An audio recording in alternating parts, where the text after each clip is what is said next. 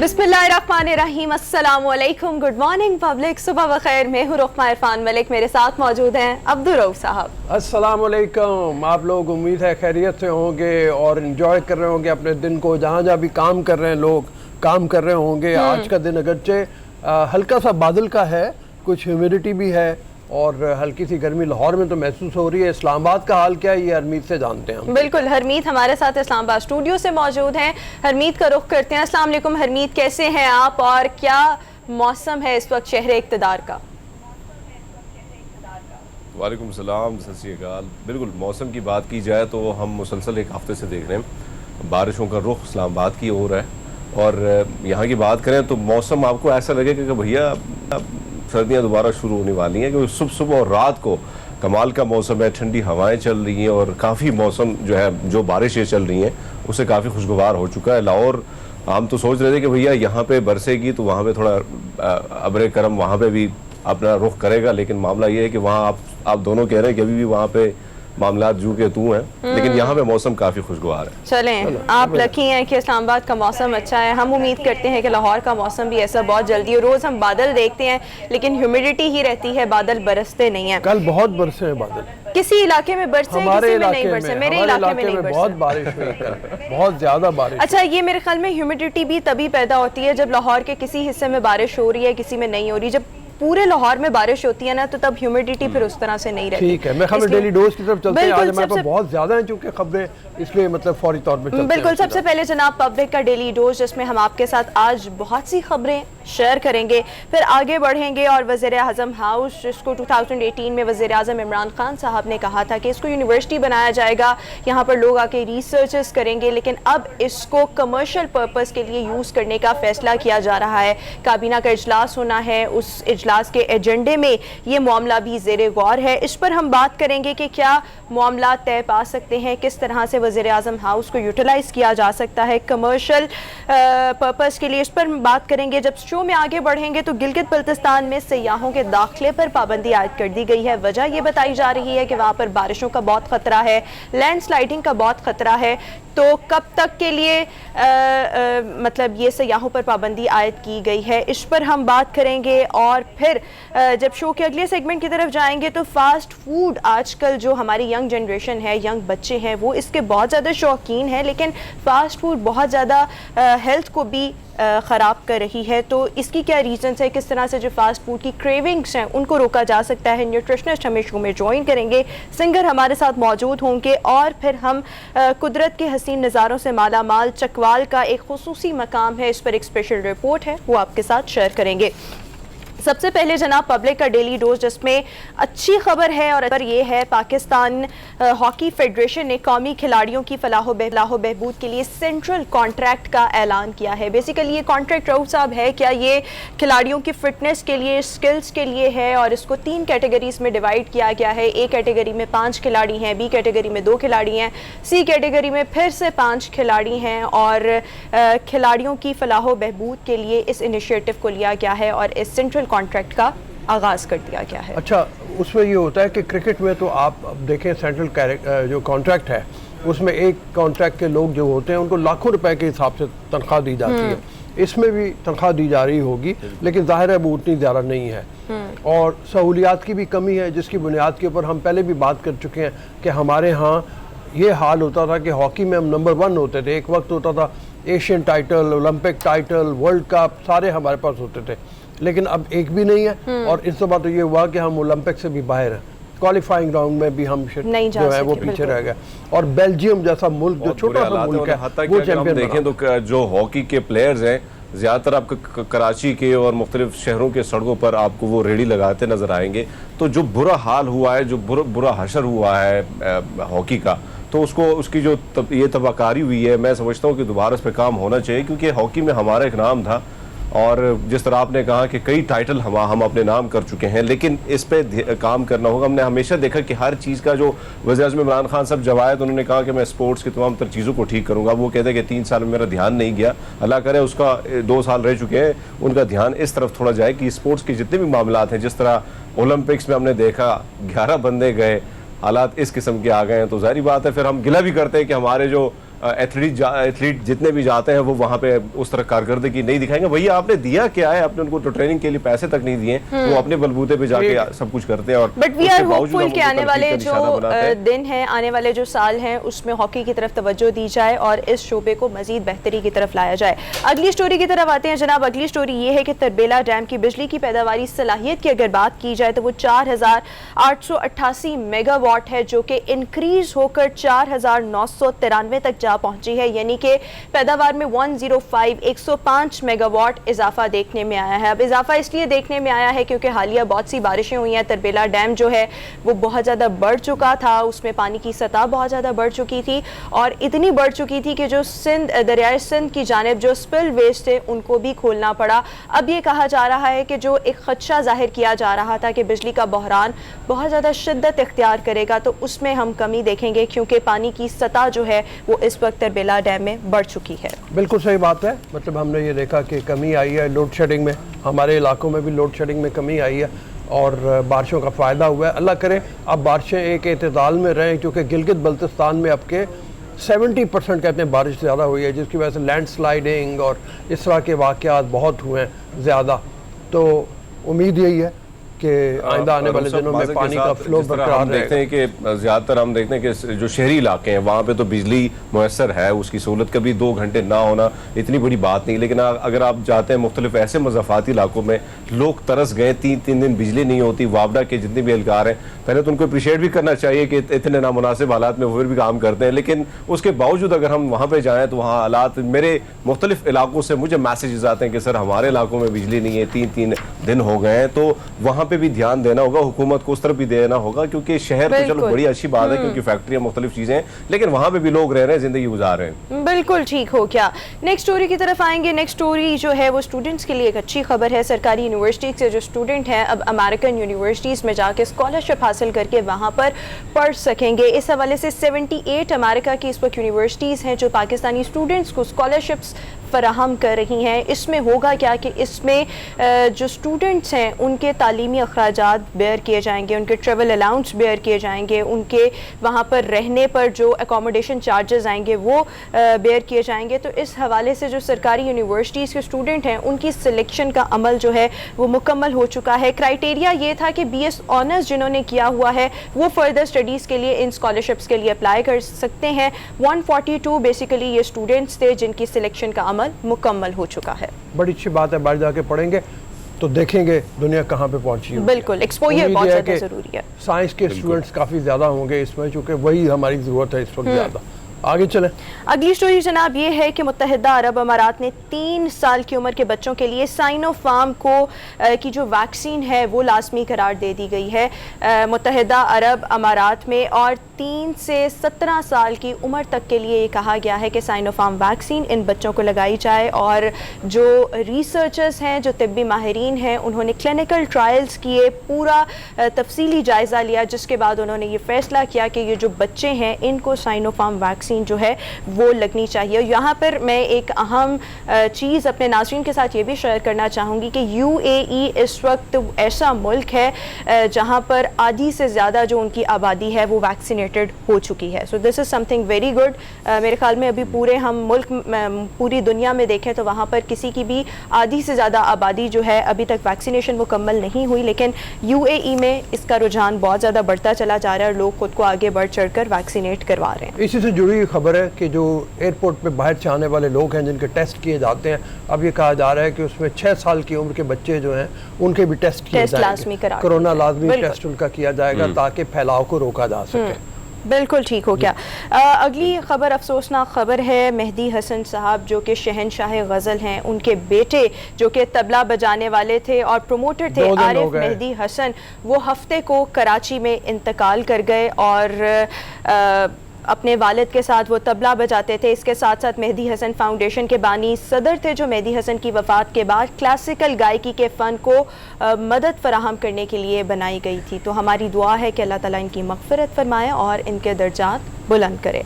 अगली स्टोरी की तरफ आते हैं जनाब। अगली स्टोरी ये है, थोड़ी सी इंटरेस्टिंग स्टोरी है कि एक ऑस्ट्रेलियन कॉमेडियन है, डेनिस फ्रिडमैन इनका नाम है। इन्होंने ट्विटर पर एक भारतीय सारिफ को पाकिस्तान के हवाले से बड़ा करारा जवाब दिया है, जिस पर वो खामोश हो गए और उनके पास फिर कोई जवाब नहीं था। उन्होंने, इन कॉमेडियन ने कश्मीर प्रीमियर लीग के हवाले से एक ट्वीट किया, जिस पर श्रीलंका के खिलाड़ी थे जिन्होंने ट्वीट में जवाबन ट्वीट में कहा कि भाई IPL क्या चीज़ है, भारत क्या चीज़ है। इस तरह से उन्होंने कोई बात की तो भारतीय जो सारिफ थे उन्होंने फौरन से कहा कि भाई पाकिस्तान क्या चीज़ है। तो जब उन्होंने ये बात की तो इन कॉमेडियन का जवाब ये था कि भाई पाकिस्तान वो मुल्क है जिसने भारतीय मिग तैयारा मार गिराया। यहाँ आपके एक पायलट अभिनंदन को गिरफ्तार किया गया और उसको फैंटास्टिक चाय भी पिलाई गई और फिर इसे वापस ये भी लिखा होगा, घर भेजा गया। बिल्कुल, हाँ। तो ये उन्होंने बड़ा जबरदस्त जवाब दिया, जिसपे ये जो भारतीय, बड़े नसीब कम लोगों को मिलती है, और अभिनंदन साहब ने बड़े उसकी तारीफ पूरी दुनिया में भी की। मुझे नहीं समझ आ रही कि भारत क्या करने जा रहा है, किस किस्म का प्रोपेगेंडा टेलीविजन पे उनकी। तो मैं वैसे भी कहता हूँ कि सहाफत का बेड़ा गर्क कर दिया उन लोगों ने, जिस तरह वो बात करते हैं और जिस तरह वो न्यूज़, जिस तरह वो, आपने शायद तामिल मूवीज देखी होंगी, उनके एक्टर भी इस तरह एक्टिंग नहीं करेंगे जिनकी उनके साफ़ी करते हैं।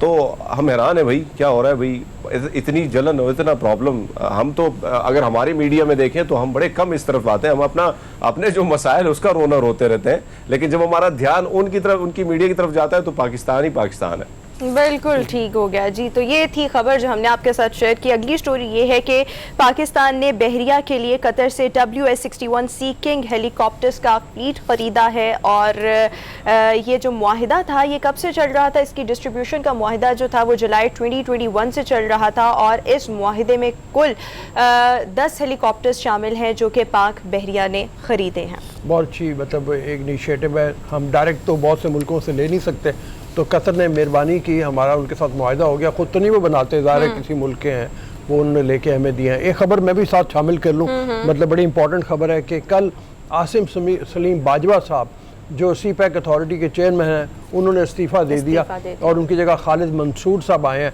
आसिम सलीम बाजवा ने निजी मसरूफियात की बुनियाद के ऊपर या कोई और वजूहात हैं जिसकी बुनियाद के ऊपर भी वो बातें उन्होंने बताई नहीं है, ना खुल के सामने आई हैं, जिस बुनियाद पे उन्होंने इस्तीफ़ा दिया। लेकिन उन्होंने नेक ख्वाहिशात का इजहार किया खालिद मंसूर के लिए। खालिद मंसूर एक बहुत ही एक्सपीरियंस्ड आदमी है जिनका बहुत तजर्बा है चीनी कंपनियों के साथ काम करने का। तो हम दुआ करते हैं कि CPEC अथॉरिटी को एक अच्छा एडवाइज़र मिले। ये चूँकि मामले खसूसी प्राइम मिनिस्टर के साथ काम कर रहे होंगे, जिसका मतलब ये है कि प्राइम मिनिस्टर खुद भी सुपरवाइज कर रहे होंगे इस प्रोजेक्ट को। बिल्कुल ठीक हो गया। और एक आखिरी स्टोरी डेली डोज की रह गई है और वो स्टोरी ये है कि इस्लामाबाद के एक सेक्टर से गाड़ी के टायर चोरी होने का वाक़या पेश आया है, जिसके बाद ये अलर्ट जारी किया गया है और वहाँ पर जो मौजूद लोग हैं उनको कहा जा रहा है कि भाई अपनी चीज़ों की, अपनी गाड़ियों की, अपनी व्हीकल्स की हिफाजत खुद करें, क्योंकि ये जो चोर हैं ये गाड़ियों के टायर भी नहीं छोड़े। सो ये आपके साथ शेयर करना लाजमी था कि आप लोग भी जो अभी इस वक्त हमें पब्लिक न्यूज़ पर देख रहे हैं वो कॉन्शियस हो जाएं, क्योंकि इस तरह के वाक़यात भी। अच्छा, एक टाइम था कि आई स्टिल रिमेंबर कि वो जो बाइक्स होती थी उनके ऊपर से कैप्स चोरी हो जाते थे जहाँ से फ्यूल अंदर जाता था, या गाड़ियों की टेप्स चोरी हो जाती थी, शीशे चोरी हो जाते, स्पेशली जो जापानीज़ कार्स होती हैं उनके शीशे बहुत चोरी हुए। तो ये मैंने पहला वाक़या सुना है जहाँ पर एक गाड़ी के टायर चोरी होने का वाक़या पेश आया है। So everybody should be conscious और अपनी चीज़ों की इख्तियात, अपने व्हीकल्स की इख्तियात खुद करें। अच्छा, ये जो गाड़ियों के टायर चोरी होने का वाक़या ये सिर्फ पाकिस्तान में नहीं होता, ये अमेरिका में भी हो जाता है। अच्छा, हाँ, मेरे एक दोस्त हैं वो अमेरिका में पढ़ते थे और वो मुझे याद है, वो एक जो ब्लैक अमेरिकन, मतलब आप कह लो उनको अफ्रीकन अमेरिकन, उनके इलाके में कहीं गए हुए थे। वहाँ कहते मेरी गाड़ी पंक्चर हो गई, मैं टायर बदलने लगा तो गाड़ी जोर से हिलने लगी। तो मैंने देखा दूसरी तरफ एक काला जो है वो गाड़ी का टायर खोल रहा है। तो मैंने उसको कहा ये तुम क्या कर रहे हो? उसने कहा वही जो तुम कर रहे हो। उसका ख्याल ये था मैं भी चोरी कर रहा हूँ। अच्छा। चोरी कर रहा है। तो ये वाक़यात वहाँ पे भी हो जाते हैं, कोई हमारे यहाँ अनहोने नहीं है। हाँ। लेकिन ये है कि मेरे एक और दोस्त हैं, उनकी गाड़ी वो नए टायर डलवा के वापस आए, दफ्तर गए, जब वापस आए रात के वक्त में तो वो देखा तो गाड़ी ईंटों पे खड़ी है और टायर को उतार के ले गया वह। तो बड़े मोहतात रहने चाहिए, मतलब आदमी को मतलब मोहतात रहने की ज़रूरत है। खैर, ये तो जनाब पब्लिक का डेली डोज जिसमें हमने आपके साथ बेशुमार खबरें शेयर की। अभी हम शो में एक ब्रेक शामिल करेंगे। ब्रेक के बाद वापस एक और इंटरेस्टिंग किस्म की स्टोरी वो आपके साथ शेयर करेंगे कि वज़ीर-ए-आज़म हाउस को कमर्शियल पर्पज़ के लिए अब किस तरह से इस्तेमाल किया जाएगा। इस पर हमारे स्पेशल कॉरेस्पॉन्डेंट अनवर रज़ा हमें इस्लामाबाद से ज्वाइन करेंगे। Stay with us.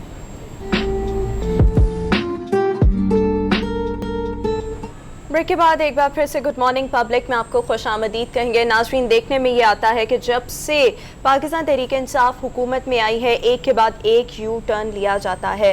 पहले ये मामला ज़ेर गौर था।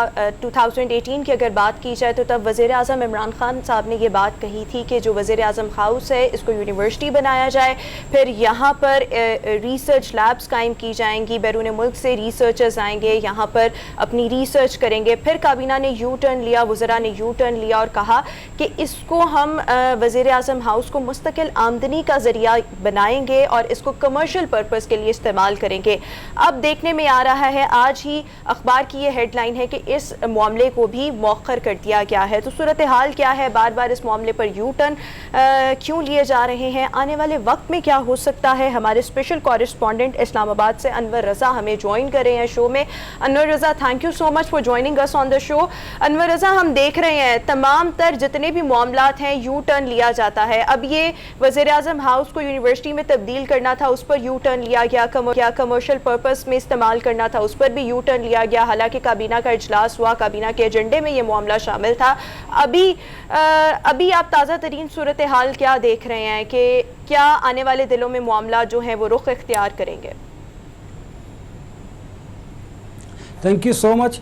सबसे पहले तो प्राइम मिनिस्टर ऑफ पाकिस्तान की जो सोच है वो रिफ्लेक्ट करती है उनके फैसलों की वजह से। आप देखिए कि पहले यूनिवर्सिटी का दर्जा देने की बात की गई प्राइम मिनिस्टर हाउस को, और इंटरनेशनल जो स्कॉलर्स थे, रिसर्चर्स थे, उनको कहा कि वो आएंगे, अच्छी बात थी, आना चाहिए, सेंसिटिव एरिया चलिए। लेकिन फिर बाद में आपका डिसीजन तब्दील हुआ और कैबिनेट ने ये डिसीजन किया कि इसको कमर्शियल एक्टिविटीज़ के लिए अगर इस्तेमाल किया जाए तो बेहतर ना होगा। उस पर मुख्तलिफ वज़रा की मुख्तलिफ आरा थी और ये डिसीजन ना हो सका कल बदकिस्मती से कैबिनेट में, और अब फिर कोई नया डिसीजन की तरफ सोचा जा रहा है कि इसका किया क्या जाए यूनिवर्सिटी का। देखिए आप, ये कौमी विरसा है, हमारी जो बिल्डिंग है प्राइम मिनिस्टर हाउस, इसमें हेड ऑफ स्टेट्स आते हैं। आपका एक तारीख़ रकम है इस बिल्डिंग के हवाले से, और सबसे बड़ी बात, ये बड़ा सेंसिटिव एरिया है। यहाँ पर तो आपको बहुत सिक्योरिटी से गुजर कर वज़ीर आज़म हाउस में जाना पड़ता है, और अगर आप इसको कमर्शियल यूज़ के लिए देंगे तो मुझे बताइए कि आप इतनी सेंसिटिव जो दाएं बाएं बिल्डिंग्स हैं उनकी सिक्योरिटी को कैसे इंश्योर करेंगे। और फिर सबसे बड़ी बात, यू टर्न लिया आपने पहले, फिर दोबारा आप यू टर्न लिया, अब तीसरा क्या फ़ैसला होगा? क्या मुल्क के जो हुक्मरान हैं उनकी पॉलिसीज़ इस तरह की होती हैं कि आप एक फ़ैसला करें फिर उस पर कायम ना रहें? देखिए ये सारा कुछ आपको सोच समझ कर पहले ही करना चाहिए था ताकि आप जग हसाई ना हो। अपोजिशन को इस तरह की जब इश्यूज़ मिलते हैं तो फिर वो हुकूमत पर तनकीद करती है, और ये उनकी तनकीद बेजा नहीं होती, क्योंकि अगर आप कौमी इदारों को, कौमी जो इमारात हैं उनका ये हशर करेंगे तो फिर क्या होगा। इसकी मिसाल लाहौर में अगर आप गवर्नर हाउस देखें तो आपने पब्लिक के लिए उसे खोला, मुझे बताइए कि क्या उसका हशर हुआ? लोग वहाँ पर ज़िल्लो ख्वार भी हुए, और फिर जो लोगों ने उसके लॉन का हशर किया वो भी सबके सामने है। मुझे लगता यह है कि हुकूमत को इस तरह की पॉलिसीज़ को इख्तियार करने की बजाय आपको कोई इस्लामाबाद में देखिए दामने को है, पीर सुहावा है। मैं इसकी मिसाल इसलिए देता हूँ कि वहाँ पर जो प्राइवेट लोग हैं उन्होंने अपने बिज़नेस वहाँ पर रन किए हैं। आप वहाँ पर कोई सियाहती मुकाम बना सकते हैं, सियाहत को फ़रोग दे सकते हैं, और जो बैरून मुल्क से लोग सियाह आते हैं उनको अट्रैक्ट कर सकते हैं। आपको नए से नई चीज़ें बनानी चाहिए, ना कि वो चीज़ें जो एग्जिस्ट करती हैं उस पर आप कॉस्मेटिक एक मसनूई सा उस मेकअप कीजिए और वो आवाम के लिए रखते हैं। ऐसा नहीं होता। आपको चाहिए कि आप नई से नई पॉलिसीज़ लाएं और अच्छी इमारत तामीर करें, लोगों के इंटरटेनमेंट के लिए नए से नए मौके पैदा करें, ना कि आप वज़ीर आज़म हाउस को कभी यूनिवर्सिटी बना रहे हैं, कभी उसको कमर्शियल एक्टिविटीज़ के लिए यूज़ कर रहे हैं। तो ये रिफ्लेक्शन है हुकूमत की पॉलिसीज़ पे। मुझे लगता यह है कि हुकूमत को कोई भी डिसीजन लेने से पहले गौर करना चाहिए, फिर डिसीजन को मंजर आम पर लाना चाहिए, ताकि उस पर ना तो मीडिया तनकीद कर सके और ना ही अपोजिशन को मौका मिल सके। और अगर हुकूमत ने ऐसा ना किया तो फिर जो माजी में 3 बरस गुजर चुके हैं, आइंदा 2 बरस में भी इसी तरह होगा। हम भी तनकीद करते रहेंगे, हुकूमत भी यू टर्न लेती रहेगी और अपोजिशन भी इस पर ढोल बजाएगी। जी अच्छा अनवर रज़ा साहब, आपने बात की, मैं अगर इस डिसीजन के हवाले से बात करूँ, जाहिर बात है बिल्कुल हमारे करीब है ये एरिया और बहुत सेंसिटिव है। अगर हम देखें तो पार्लियामेंट लॉजेस के साथ पार्लियामेंट हाउस, सुप्रीम कोर्ट, अगर वज़ीर आज़म साहब ये पहले यूनिवर्सिटी फिर यू टर्न, दोबारा मामला मौखर हो गया है, दोबारा कोई नई सोच आ सकती, क्योंकि 2 साल रह गए तो इसमें तो ये मामला आते जाएंगे और मीडिया की जो खबरें हैं वो जीनत बनती जाएंगी। अब आप नहीं समझते, जिस तरह आपने बात की, मुख्तलिफ स्पॉट्स हैं हमारे पास, स्पॉट्स उसको हम टूरिज्म के लिए प्रमोट कर सकते हैं, बना सकते हैं, लेकिन इसके साथ साथ एक और चीज़, ये जो बड़े बड़े ब्यूरोक्रेट बैठे हैं, ये जो डिप्टी कमिश्नर, डीसी, इनके पास 3-3 और 4-4 कनाल की जो कोठियाँ हैं, जो बंगले हैं, ये जो मामलात वहाँ पे देखते हैं हम लोग, तो क्या अगर इतना पैसा कमाना है तो क्या हम वहां से नहीं वो उन चीजों की प्राइवेट कर लेते? हरमीत, बात आपकी बिल्कुल दुरुस्त है। इस मुल्क में या तो फिर मिलिट्री एस्टैब्लिशमेंट ने राज किया है, तो या फिर सिविल ब्यूरोक्रेसी ने राज किया है। तो ब्यूरोक्रेट्स अपनी तरफ तो आने नहीं देंगे। तो जो कौमी विरसा है वो इमारात, जो हमारी तारीख़ है, हिस्ट्री है, उसकी तरफ लेके जाएंगे। तो मैं कहता हूँ कि ऐसे गवर्नमेंट को अच्छी पोस्टों पर ऐसे लोगों को तैनात करना चाहिए जिनका विजन भी हो और जो आप मुल्क को तरक्की की तरफ गामजन कर सकें। अनफॉर्चुनेटली होता यह है कि सबसे आसान जो टारगेट होता है, जो पहले से एग्जिस्टिंग चीज़ें होती हैं, उन पर ही कॉस्मेटिक किया जाता है, मसनूई मेकअप किया जाता है और उसको आप आवाम के लिए या फिर प्राइम मिनिस्टर को या हुकूमतों को दिखाने के लिए कर दिया जाता है। लेकिन अगर आपका विजन है जो कि होना चाहिए गवर्नमेंट का, तो आपको नए से नई जो इजादात हैं वो करनी चाहिए, मुल्क को तरक्की की तरफ लेकर जाना चाहिए। और देखिए बड़े स्पॉट्स हैं इस्लामाबाद में, बड़ी अच्छा, फिर नई बिल्डिंग्स भी बन सकती हैं अगर आप प्राइवेट सेक्टर को, पब्लिक प्राइवेट सेक्टर की मदद से आप बिल्डिंग्स बना सकते हैं, अच्छे से अच्छे आप इनोवेशन लेके आ सकते हैं। लेकिन करे कौन? करना है ब्यूरोक्रेसी में। बदकिस्मती से हम पहले साल ही जब ये बात कर रहे थे कि जो पहले नवाज शरीफ के साथ थे फवाद जो सेक्रेटरी टू प्राइम मिनिस्टर थे, उन्होंने इस गवर्नमेंट में अपने उन तमाम लोगों को प्रमोट किया, ग्रेड 21, 22 दिया, और वही लोग जो नवाज शरीफ के दौरे इक़्तिदार में थे ब्यूरोक्रेसी में, वही लोग अब की पोस्टों पर बैठे हुए हैं। तो मुझे बताइए जिनकी सिंपथीज माजी के हुक्मरानों के साथ हों वो कैसे काम करेंगे? अच्छा, इसमें एक हरमीत एक बड़ी इंपॉर्टेंट बात है जो आपसे डिस्कस करना ज़रूरी है। नए बेजा लोगों को तंग करता है ब्यूरोक्रेसी को, ये बड़ा इंपॉर्टेंट फैक्टर है। अब कोई ब्यूरोक्रेट फाइल पर साइन नहीं करता और वो नहीं चाहता कि वो कोई अच्छे से अच्छा काम करे, क्योंकि जैसे ही कोई काम करता है उसमें कोई अगर इन्वॉल्वमेंट आती है पैसों की, तो नए फौरी तौर पर पहले तो उस ब्यूरोक्रेट को अरेस्ट करता है, फिर उसकी इन्वेस्टिगेशन करता है। भाई आप पहले इंक्वायरी कीजिए, अगर तो गिल्टी है तो आप उसे हैंग कीजिए, सजा दीजिए, लेकिन अगर आप बेजा तंग करेंगे तो फिर ब्यूरोक्रेसी काम नहीं करेगी। तो अनफॉर्चुनेटली इस हुकूमत में हो ये रहा है कि ब्यूरोक्रेसी को बेजा तंग किया जा रहा है, और कुछ नवाज शरीफ के साथ पुरानी जो लोग हैं उनकी सिंपथीज हैं, ये भी एक फैक्टर है जिसकी वजह से ये चीज़ें नहीं हो पा रही। ये डिसीजन जो लिया जा रहा है, बल्कि आप भी पार्लियामेंट में होते हैं, हम भी कभी भी जाते हैं तो वहाँ पे ये चीज़ें जो डिस्कशन हो रही थी इसी हवाले से, अगर आप देखें जब से शेख रशीद साहब वज़ीर दाखिला बने हैं तो डकैतियाँ यहाँ पे, जिस तरह कल एक खातून की, एक और 25-26 साल की खातून जिसकी लाश बोरी बंद लाश मिली है गोल्डा में, तो अगर ये जो चेक पॉइंट्स थे, जो चेक पोस्टें थी, उनको हटा दिया गया। फिर रावलपिंडी की अगर मैं बात करूँ तो वारदातें बड़ी बढ़ती जा रही हैं। पुलिस की अगर बात करूँ तो आपको पता है सारी चीज़ों का। इस वक्त ये डिसीजन लाना और इसी पर फैसला करना कि भाई हमने इस जगह को कमर्शियल करना, क्या आप समझते हैं कि मैच्योर फैसला है? नहीं, बिल्कुल नहीं। देखिए हरमीत, सबसे बुनियादी बात जो ये है कि जब इस्लामाबाद की एंट्री पर पुलिस पिकेट मौजूद थी तो एक नफसियाती खौफ था लोगों में कि आप आ रहे हैं, पुलिस आपको चेक कर सकती है। जब वो आप पिकेट्स ख़त्म किया आपने, तो आप देखिए फैज़ाबाद के करीब कोई I-8 जो सेक्टर है वहाँ पर कोई इंसिडेंट होता है तो फौरी तौर पर जो कल्प्रिट्स होते हैं वो पिंडी, इस्लामाबाद से एक सड़क क्रॉस करते हैं, पिंडी की तरफ चले जाते हैं। अच्छा, इसी तरह आप अगर E11 की तरफ देखें तो मेहराबादी है, वहाँ पर लोग क्राइम करते हैं और वहीं से दूसरी तरफ शिफ्ट कर जाते हैं। पुलिस की वहाँ पर कोई चेक पोस्ट नहीं। और बड़ी इंपॉर्टेंट बात यह है कि पुलिस रिफॉर्म्स की बहुत ज़रूरत है। आप देखिए कि पुलिस का निज़ाम वही जो 50 बरस 70 बरस पहले से चलता आ रहा है, वही निज़ाम है। पुलिस के पास उनकी सैलरीज नहीं है। आप अगर उसने किसी कल्प्रेट को गिरफ्तार करना है तो वो आप कोई ना कोई व्हीकल लेके जाएगा, तो वो कहाँ से करेगा? अपनी सैलरी से नहीं करेगा, तो डेफिनेटली वो दाएं बाएं से पैसे लेगा और किसी मुलजिम को गिरफ्तार करने के लिए जाएगा। तो हमें पुलिस रिफॉर्म्स की बहुत ज़रूरत है। जो करने वाला काम है, शेख रशीद इंटीरियर मिनिस्टर हैं और वो समझते हैं चीज़ों को बड़ी अच्छी तरह से। रावलपिंडी में भी वो रहते हैं, इस्लामाबाद में मूवमेंट करते हैं। उनको चाहिए, एक तो अगर आपने पिकेट्स हटाई हैं तो फिर आपको वहाँ पर कैमरे नस्ब करने चाहिए ताकि आप जदीद तरीके से लोगों को मॉनिटर कर सकें। अच्छा, हम नहीं कहते कि पुलिस को आप वहाँ पर डिप्लॉय करें, पुलिस का जी अनवर ये बताओ कि वैसे ये जो साहब प्राइम मिनिस्टर हाउस का क्या किया जाए अगर ये एक सवाल लोगों के लिए कर दिया जाए? एक तो शुगल मिलेगा लोगों को, तरह तरह के मज़ेदार किस्म के मीम्स बनेंगे, तरह तरह के लोग इस्तेमाल बताएंगे और शायद को संजीदा भी आ जाए कि प्राइम मिनिस्टर हाउस का क्या किया जाए। ये गवर्नमेंट को बजाय इसके कि कभी किसी की सुन लें, कभी उसको कहें यूनिवर्सिटी बनानी है बगैर सोचे समझे, कभी कहें कि कमर्शियल बुनियादों पे करना है, इसको आवाम के लिए छोड़ दें, ज़रा देखें तमाशा क्या लगता है। वो तो रऊफ साहब आपने देखा लाहौर में जो गवर्नर हाउस को ओपन किया था पब्लिक के लिए, वो तमाशा क्या लगा। देखिए, ये मैं पहले कह चुका हूँ कि आप की रिफ्लेक्शन है आपकी पॉलिसीज़ की, कि अगर आप इस तरह के डिसीजंस लेंगे फिर आप उसके बैकआउट होंगे उस डिसीजन से और कहेंगे कि नहीं हमें अब यूनिवर्सिटी नहीं बनानी, हमें कमर्शियल एक्टिविटीज़ के लिए। क्या ये फिजिबल है? आप भी आते हैं इस्लामाबाद में, आपने देखा है कि कितनी सेंसिटिव जगह ये, और इतनी सेंसिटिव जगह पे जहाँ पे हाई सिक्योरिटी रिस्क है, आप पब्लिक के लिए ओपन करना, क्या ये मुनासिब फैसला होगा? हरगिज़ नहीं।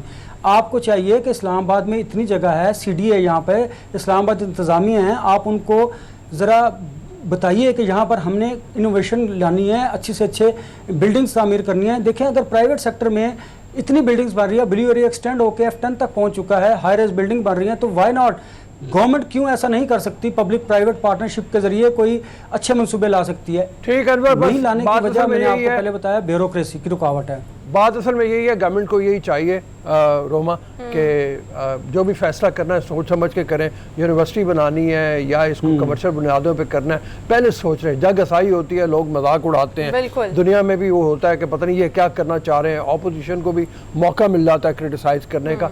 तो बराए करम आप इसके बारे में सोचें, गौर करें और फिर एक हतमी फैसला करें। बिल्कुल ठीक हो गया। इसी के साथ हम बिल्कुल ठीक हो गया। Thank you so much Anwar Raza, आपने हमें तफसीलन इस तमाम तर मौजू से आगाह किया। नाज़रीन, अभी हम शो में एक ब्रेक शामिल, ब्रेक के बाद जब वापस आएंगे तो गिलगित बल्तिस्तान में जो सयाहों की आमद पर पाबंदी लगाई गई है, इस पर बात करेंगे एक ब्रेक के बाद। Good morning public.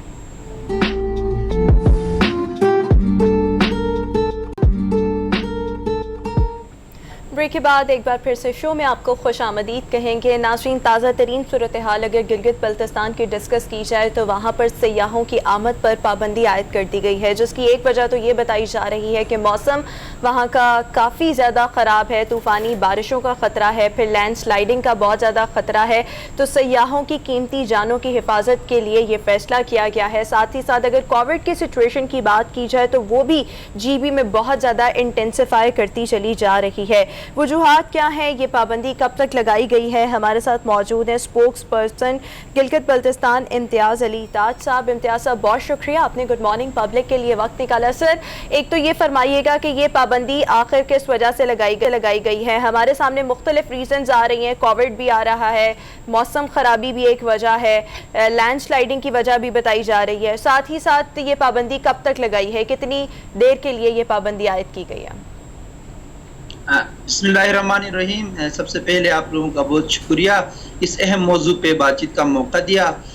जो सयाहों की दियामर से जो गिलगित बल्तिस्तान का एंट्री पॉइंट है बाय रोड, वहाँ से एंट्री पे पाबंदी इसलिए लगाई गई थी कि आपको भी बखूबी पता है कि गुज़िश्ता 2 हफ्तों में पूरा गिलगित बल्तिस्तान मानसून की बारिशों की जद में रहा है, जिसके सबब मुख्तलिफ इलाकों में बल्कि तमाम अजला में लैंड स्लाइडिंग और सैलाब की सूरत हाल का हमें सामना रहा है।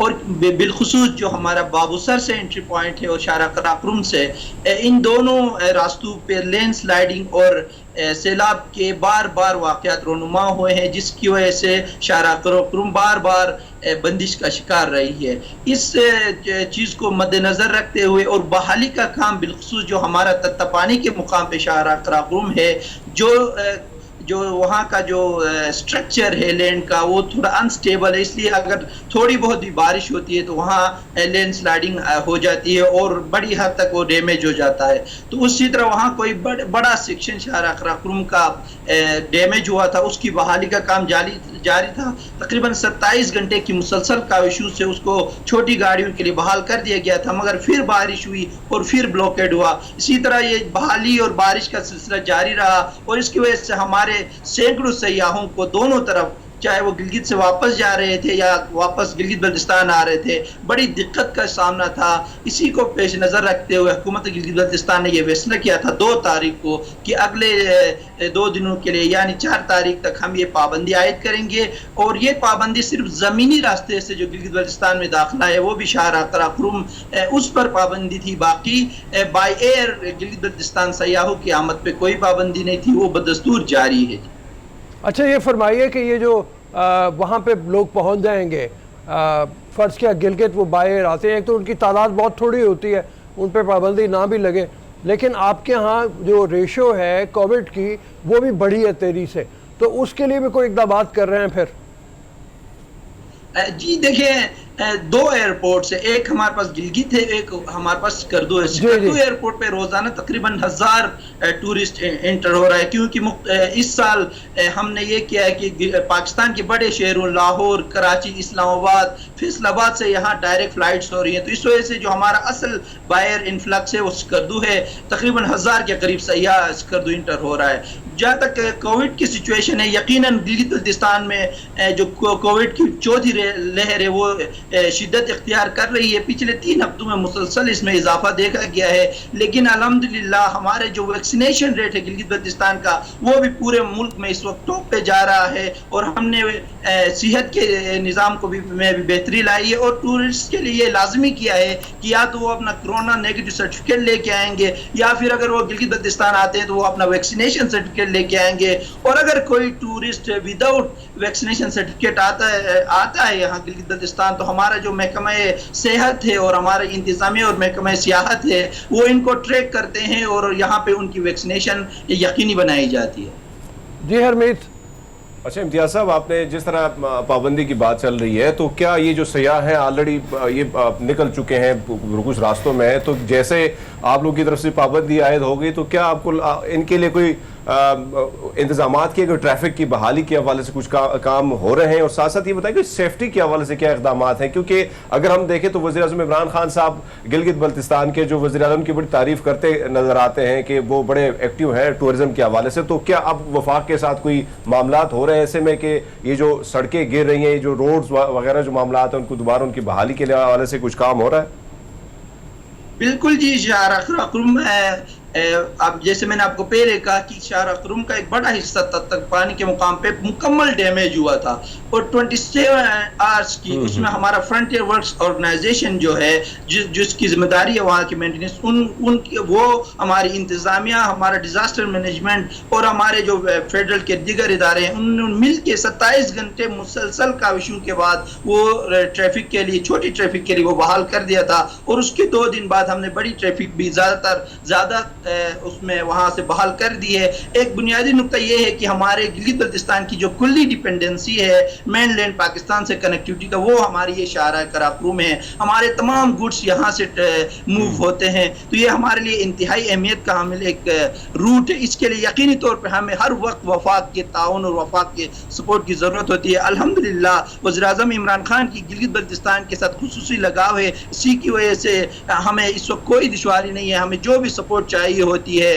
वो चाहे वो हमारे पाक आर्मी के तरफ से सपोर्ट हो, हमारे फ्रंटियर वर्क्स ऑर्गेनाइजेशन हो, NDMA हो, भरपूर माउनत हम अल्हम्दुलिल्लाह हमारी गिलगित बल्तिस्तान की हुकूमत को हासिल है। इसके साथ हमारा अपना टूरिस्ट पुलिस है जो हमने सूबाई हुकूमत ने कायम किया हुआ है, उनका एक 1422 एक नंबर भी है। अगर सयाह को किसी भी किस्म की मालूमात और मदद की ज़रूरत होती है तो वो उस पर रब्ता कर सकते हैं। और मैं ये सजेस्ट करूँगा आपके इस प्लेटफॉर्म, आपके चैनल के तवज्जुह से कि जो गिलगित बल्तिस्तान से या ट्रेवल करना चाहते हैं वो इस नंबर पे राब्ता करके या फिर रेस्क्यू 1122 के नंबर पे राब्ता करके गिलगित बल्तिस्तान के रास्तों का पहले हाल देख के फिर यहाँ के लिए अपना सफर या ठीक है। बहुत शुक्रिया इम्तियाज अली ताज साहब, आपने पब्लिक के लिए वक्त निकाला और उनका यही कहना था कि जिसने भी GB का रुख करना है पहले 1122 पे कॉल करे, वहाँ के रास्तों की सूरत हाल मालूम करे और फिर अपना जो सफ़र है उसको शेड्यूल दें। साथ ही साथ मसला शाहराए कराकरम पर था, उसको पहले छोटी ट्रैफिक के लिए खोला गया, फिर बड़ी ट्रैफिक के लिए भी खोल दिया गया। अभी हम शो में एक ब्रेक शामिल करेंगे, एक ब्रेक के बाद वापस आएंगे कुछ नए मौज़ूआत के साथ। Stay with us.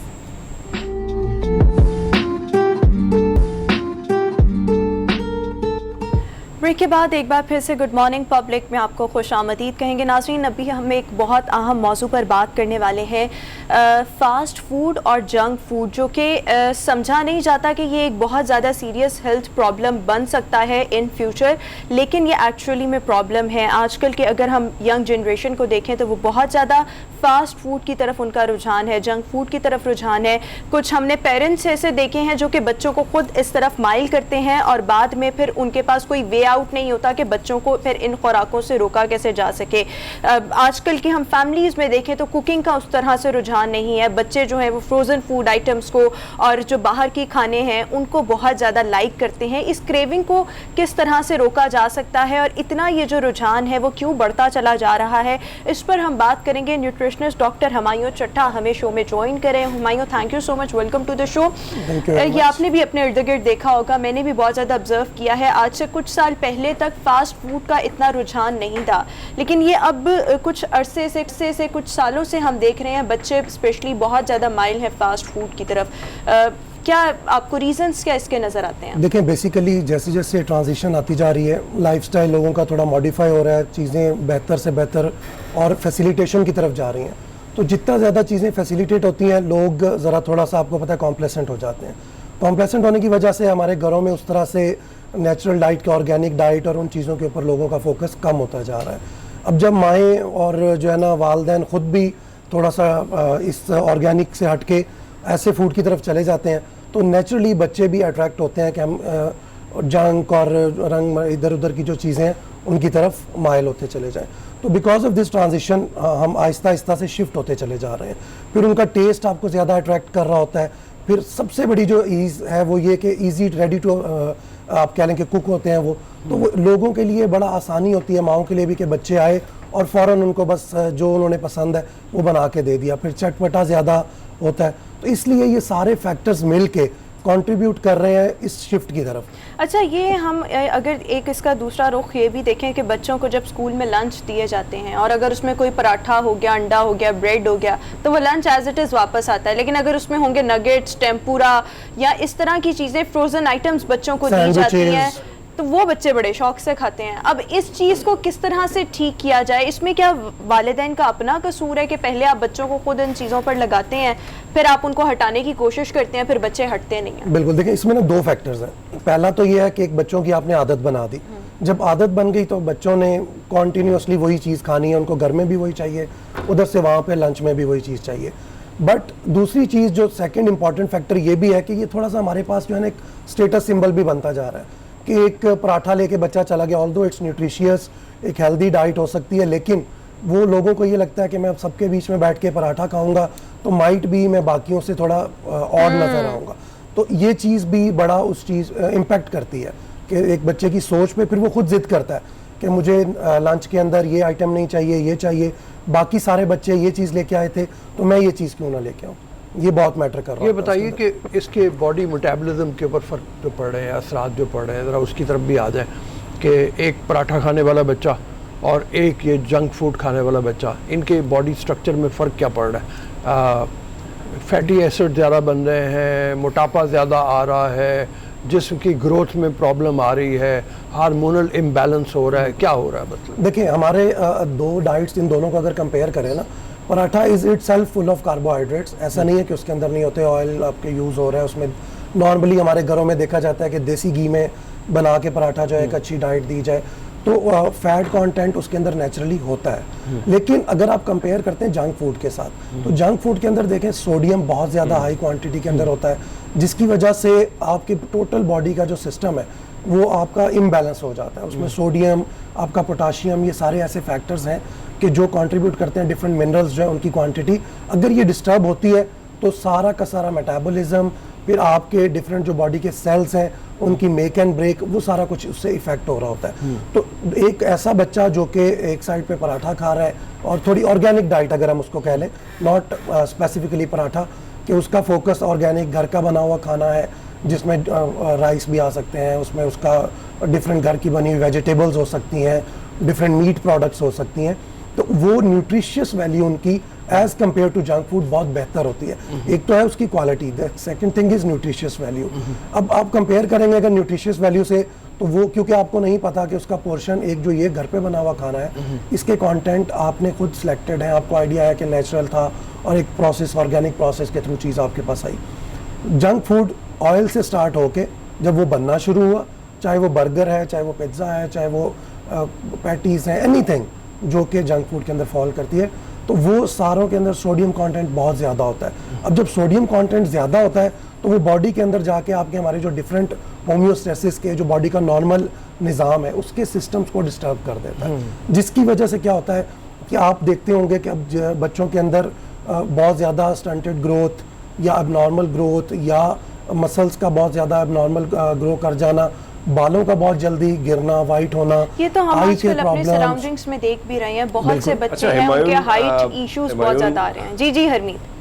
जी अच्छा भाई, वैसे तो हमारे एक दोस्त है रोमा वजाहत, उसने कई सारे, क्योंकि वो जंक फूड के बहुत आदी हैं, और कल मुझे कहता है कि यार हुमायूं भाई से बड़े सवाल करने के इसका क्या हो सकता है।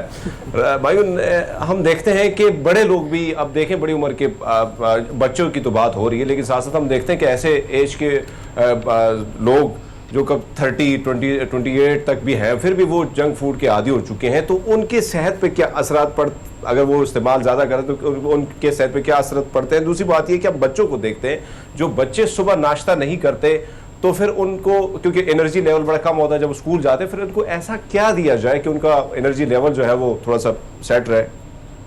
देखें, जहाँ तक बात है ना कि बड़ों की, हमारे बड़े भी, इवन जो 30+ में सारे लोग हैं, हम आहिस्ता आहिस्ता बात जो मैं स्टार्ट में कर रहा था ट्रांजिशन की, कि हम लोगों ने ना वो पोस्ट 80s जितने भी लोग हैं ना, उन सब ने ट्रांजिट किया है कि वो आहिस्ता आहिस्ता आदी होते चले गए इन चीज़ों के ईज ऑफ एक्सेस की वजह से। फिर टेस्ट सबको अट्रैक्ट करता है, ये तो एक नेचुरल चीज़ है कि हर बंदा चाहता है कि वो तेज नमक है ना, नमक है, हाँ, तो तेज नमक है बेसिकली जिसका। और फिर बच्चे जब घर पे चीज़ मंगवाते हैं ना, तो नेचुरली आप भी जब देखते हैं कि तो उसकी खुशबू से आप अट्रैक्ट हो रहे होते हैं कि वो इतनी यम्मी लग रही है चीज़, तो वो फौरन बड़ों का भी दिल करता है कि थोड़ी अच्छा, सी मैं यहाँ क्वांटिटी पर में एक try चीज़ करें। ऐड करना चाहूँगी। रऊफ साहब, आपने भी देखा होगा कि कुछ अर्सा पहले तक एक नॉर्मल अंडे और शामी वाले बर्गर स्टार्ट तो यहाँ से ही हुआ था ना, या उसके बाद एक चिकन पीस, शॉर्मा बहुत बड़ी एक डेवलपमेंट थी। हाँ, जिसमें लेकिन आगे अब चल आप के- देखें कि हम सबके अपने टेस्ट इतने डेवलप हो चुके हैं कि हमें वो चीज़ें अच्छी नहीं लगती। With the passage of time हमारे अपने टेस्ट बर्ड्स इतने इन्हांस हो चुके हैं कि हम भी अब लेटेस्ट जो चीज़ें हैं उनका मतलब वो उनके लिए हमारी क्रेविंग देखिए, होती है। पहले वो होता चीज़ें हम था खुद कि भी नहीं त्यौहार पसंद होता करते। था, कुछ भी होता था ना, तो हमारे घरों में तरह तरह के खाने बनते थे। लोग वहाँ पे घर में स्पेशली हर एक घर की अपनी एक रेसिपी होती थी कि आज हमारे घर में ये बनेगा। लेकिन अब आप देखते हैं कि वो भी सारा कुछ चेंज हो गया ना। उसकी वजह क्या थी? सिर्फ और सिर्फ ये कि अब कोई भी गेस्ट आ रहा है तो आप फ़ौरन से पिज़्ज़ा ऑर्डर कर रहे हैं, कोई गेस्ट आ रहा है आप फ़ौरन से नगेट्स, बर्गर्स उस साइड पे मूव कर जाते हैं। पहले अगर आप देखते थे, आप जो अच्छे अच्छे मशरूब पेश करते थे, घर पे बनी हुई चीज़ें प्रेफर की जाती थी और इसको स्पेशलिटी समझा जाता पर था। हुमायूं, ये आदत बहुत बढ़ गई है, बच्चों की हो या बड़ों की। अब इससे छुटकारा कैसे हासिल किया जा सकता है? क्योंकि पाजी अगर ये आदत रही तो बहुत बुरे हालात हो जाएंगे, वैसे भी हम देख रहे हैं। देखिए अमित, बैलेंस बहुत ज़रूरी है हर चीज़ के अंदर, और इस बैलेंस को बनाने के लिए व्हाट आई बिलीव इज़ कि इस आदत को छुड़वाना बिल्कुल बड़ा स्लोली आप इसको टैपर ऑफ करते हैं। और उसके करने के लिए सबसे बेहतर चीज़ है कि आप पहले बच्चों को भी आदत डालें, खुद भी के घर में कम से कम एक वक्त का खाना आप घर के अंदर उसको बनाएं विद द रूटीन।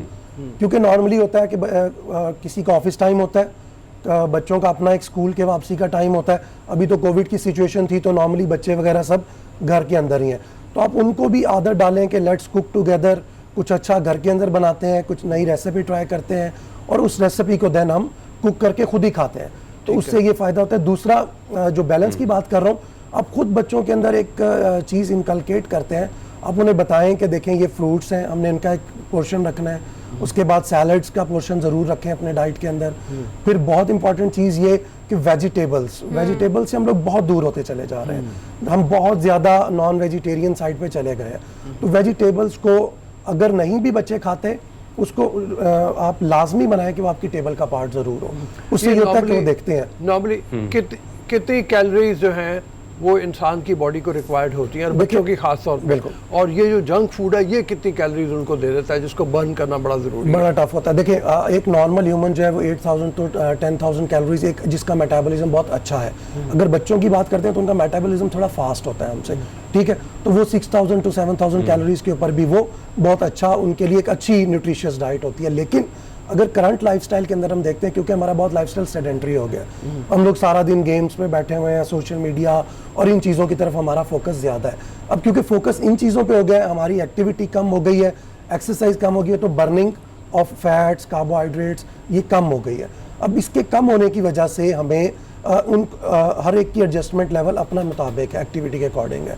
तो प्रेफर ये करना चाहिए कि हम एक तरफ तो अपनी डाइट को तो मेंटेन कर ही रहे हैं, लेकिन डाइट को मेंटेन करने के साथ साथ अपनी उस जो एक्सरसाइज वाला पोर्शन है, आपने बड़ी अच्छा उसके अंदर पॉइंट ऐड किया कि वो बर्न करना उसको बहुत ज़रूरी होता है, क्योंकि अगर हम उसको मेंटेन कर लेंगे but we are forgetting the other part कि हम उसको एक्सरसाइज नहीं कर रहे, बॉडी मूव नहीं हो रही, हमारी एक्टिविटी नहीं है, तो अल्टीमेट रिजल्ट ये होगा कि वो नेट रिजल्ट ज़ीरो ही निकल रहा होगा हमारे अच्छा, अभी क्योंकि हम बच्चों पर बात कर रहे हैं और फास्ट फूड और जंक फूड की बात कर रहे हैं, आपके ख्याल में बच्चे जब स्कूल जाते हैं या बच्चों के लिए हेल्दी ब्रेकफास्ट ऑप्शंस क्या क्या हो सकते हैं जो कि उनको पूरा दिन एनर्जाइज रखें? फिर बच्चों के लिए अच्छे मील ऑप्शंस लंच में क्या हो सकते हैं जो वो खा कर वापस आएँ? क्योंकि अगर पराठा या ब्रेड वगैरह दें तो वो एज इट इज़ वापस आ जाता है, तो इसके लिए क्या क्या ऑप्शंस जो हैं वो आप इस वक्त जो हमें पेरेंट्स देख रहे हैं उनके लिए बताएंगे? देखिए, इसमें सबसे ज़्यादा प्रेफरेबल चॉइस तो फ्रूट्स है। एक तो ये होता है कि इजी टू कैरी, आपने ईज़ को भी देखना है,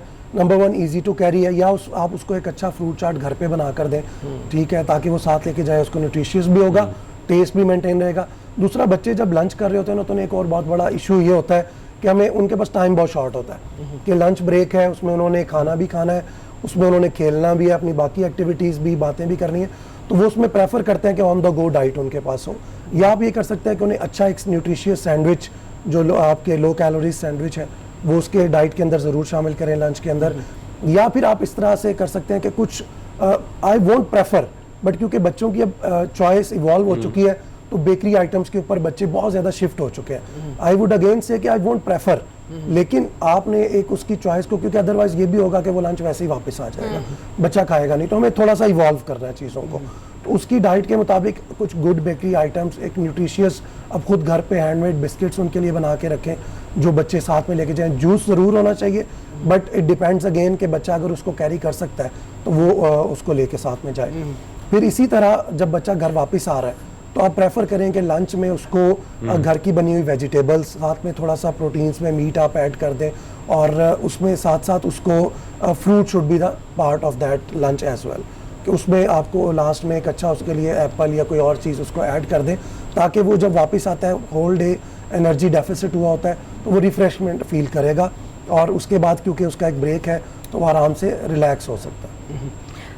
अच्छा, मैं यहाँ पर एक और चीज़ आपसे पूछना चाहूँगी, क्योंकि ग्रोइंग एज में बच्चे होते हैं, आजकल हम देखें तो बच्चों की ग्रोथ बहुत ज़्यादा हिंडर कर रही है, या तो बच्चे बहुत ज़्यादा मोटापे की तरफ माइल हैं, हाइट छोटी रह रही है, बहुत सारे इश्यूज़ जो हैं वो हम आजकल की जनरेशन में देख रहे हैं। फिर इसी तरह साथ ही साथ बहुत सारे सप्लीमेंट्स इस वक्त मार्केट में अवेलेबल हैं, मैं नाम नहीं लेना चाहूँगी, बट वो कहते हैं कि जी ये सप्लीमेंट अगर आप दूध में मिक्स करके खाएँ आपकी ग्रोथ अच्छी होगी, हाइट अच्छी होगी, और बहुत इस तरह से जो है वो उनको अट्रैक्ट करने के लिए उसके साथ लेबल्स अटैच किए जाते हैं। इन सप्लीमेंट्स के बारे में आप क्या कहेंगे? Is it safe to take these kind of supplements? देखिए, वन थिंग इज़ नेचुरल, आपकी बॉडीज़ को रिक्वायरमेंट है एक नेचुरल सारे एलिमेंट्स की, चाहे वो कार्बोहाइड्रेट्स हैं, प्रोटीन्स हैं, मिनरल्स हैं डिफरेंट, वो आपकी एक नेचुरल हेल्दी डाइट के पोर्शन से आपको मिल रहे होते हैं, जितनी एक नॉर्मल ह्यूमन बीइंग की डेली रिक्वायरमेंट है। अगर आपकी वो रिकमेंडेड डेली अलाउंस से आप चाह रहे हैं कि वो कंप्लीट रहे, कि हम इसको कहते हैं RDA, रिकमेंडेड डेली, जो आपकी बॉडी को एक रिक्वायर्ड होता है, अगर उससे आप देखें, जो आप दूसरी वाली बात कर रहे हैं कि सप्लीमेंट्स के थ्रू करना चाह रहे हैं, नेचुरली ये होता है कि हमारे यहाँ पे लोग उस डाइट को पूरा नहीं कर रहे होते, क्योंकि जब वो डाइट पूरी तरह से नहीं ले रहे तो वो सारे एलिमेंट्स बॉडी से मिस हो रहे होते हैं, या कहीं ना कहीं कोई ना कोई एक प्रोटीन, एक मिनरल, एक चीज़ ऐसी होती है जो बॉडी की रिक्वायरमेंट के अकॉर्डिंगली फुलफिल नहीं हो रही होती। तो प्रेफर्ड चॉइस ये है कि आप उसको उस स्पेसिफिक फ्रूट से, उस स्पेसिफिक फ्रेश जूस से, एग्स, मिल्क, इन चीज़ों से पूरा करें, बजाय इसके कि आप सप्लीमेंट्स की तरफ जाएंगे। देखिए, सप्लीमेंट्स वो चीज़ तो फुलफिल कर देंगे, but on the other and वो आपकी बॉडी को एक अननेचुरल मैकेनिज्म के थ्रू कोई ना कोई डैमेज, कोई ना कोई नुकसान भी पहुंचा सकते हैं। सब लोगों में नहीं, लेकिन देखें बच्चों में भी नेचुरली बॉडी सेल्स ग्रो कर रहे होते हैं, उनमें भी ये प्रॉब्लम हो सकता है। जी हरमीत जी हमारे साहब, मैं एक और चीज़ पूछना चाहूँगा, जब भी कोई न्यूट्रिशन आता है, आती है, तो हमारे सवाल कुछ ज़्यादा इस किस्म के होते हैं कि भैया मोटा हो गया हूँ, मतलब फिटनेस के लिए क्या करना चाहिए, बच्चों का जंक फूड, इस किसी चीज़ तो बहुत अहम भी है, बात तो करनी चाहिए, लेकिन ऐसे और क्या चीज़ें हैं आप न्यूट्रिशन है अगर आप हम देखें तो काफ़ी सारी चीज़ों पे आपकी ज़्यादा रिसर्च है। अगर हम देखें जो फ्रूट्स हैं, जो सब्जियां हैं, इससे इसके इस्तेमाल से कौन कौन सी ऐसी सब्जियां जिसके इस्तेमाल से हम मुख्तलिफ बीमारियों से बच सकते हैं, ये चीज़ बहुत कम हम पूछते हैं, तो आपका क्या कहना है इस बारे में? देखिए हरमीत, एक्चुअली हर सब्जी का, हर फ्रूट का, हर वेजिटेबल का अगर हम स्पेसिफिकली कहेंगे वो किसी चीज़ को ट्रीट करता है तो ऐसा आई वुड से कि नहीं होता। हाँ, आपका ये जो फ्रूट्स और ये सारी चीज़ें होती हैं, ये एक्चुअली आपके नेचुरल हेल्दी सिस्टम, जो आपका एक बॉडी का सिस्टम है, उसको मेंटेन रखने के लिए ज़रूरी है। तो अपनी रिक्वायरमेंट्स के अकॉर्डिंगली नॉर्मली ऐसा होता है कि आप प्रेफर करते हैं, अब जैसे आप एप्पल लेते हैं तो वो एज अ ब्लड थिनर वो काम कर रहा होता है, तो वो ये नहीं होता कि डायरेक्टली जाके डे 1 से एक एप्पल आपने खाया तो वो आपको फ़ौरन जाके ब्लड थिनिंग स्टार्ट कर देगा। जब आपकी एक रूटीन बन जाती है तो वो उसको मेंटेन रखता है। ऑन द अदर एंड अगर मैं बात करूँ, मिल्क हम बहुत ज़्यादा बात करते हैं कि वो आपको लेना चाहिए। अब उसके अंदर नंबर ऑफ मिनरल्स हैं, सबसे ज़्यादा अगर हम देखें कैल्शियम उसके अंदर होता है, कैल्शियम, विटामिन D3। वो इसलिए ज़रूरी है कि ये ऐसा नहीं होगा कि आपने 1 गिलास दूध पिया और नेक्स्ट डे आपकी बॉडी की कैल्शियम रिक्वायरमेंट पूरी है, ऐसा बिल्कुल नहीं होता।